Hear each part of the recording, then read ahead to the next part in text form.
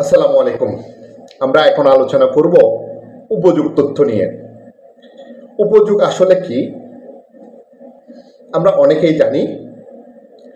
উপযোগ বলতে কোনো দ্রব্যের অভাব পূরণ করার যে ক্ষমতা অন্তর্নিহিত থাকে তাকে উপযোগ বলে। কোনো দ্রব্যের মধ্যে অভাব পূরণ করার মতো যে ক্ষমতা অন্তর্নিহিত থাকে তাকে উপযোগ বলে। ওকে, আমরা বলতে পারি এটা কলমের কথা। এই কলমের মধ্যে আমার লিখার অভাব পূরণ করার ক্ষমতা রয়েছে।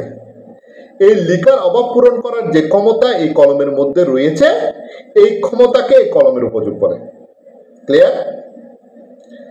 এখন আমি যখন কলমটা দিয়ে লিখতে লিখতে লিখতে এক পর্যায়ে এই কলমটা লেখার যে ক্ষমতা সেই ক্ষমতাটা যখন নিঃশেষ হয়ে যায়, শেষ হয়ে যায়, তখন তাকে বোক বলে। তখন তাকে বোক বলে, বোক।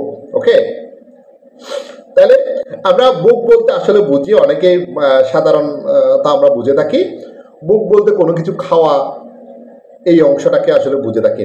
কিন্তু অর্থনীতি বলতেছে বুক মানে হচ্ছে কোনো দ্রব্যের উপযোগ নিঃশেষ করা, অর্থাৎ কোনো দ্রব্যের মধ্যে অভাব পূরণ করার মতো যে ক্ষমতা অন্তর্নিহিত ছিল সেই ক্ষমতাকে নিঃশেষ করা কে কি বলা হয়? বুক বলা হয়।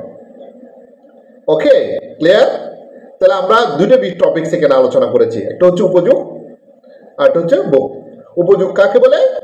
উপযোগ হচ্ছে কোন দ্রব্যের মধ্যে অভাব পূরণ করার মতো যে ক্ষমতা থাকে সেই ক্ষমতাকে উপযোগ বলে। আর বুক কাকে বলে? সেই উপযোগ নিঃশেষ করাকে বুক বলে। ক্লিয়ার? আশা করি ক্লিয়ার। এবার আসো, উপযোগকে আসলে কয়েকটা ভাগে বিভক্ত করা হয়েছে।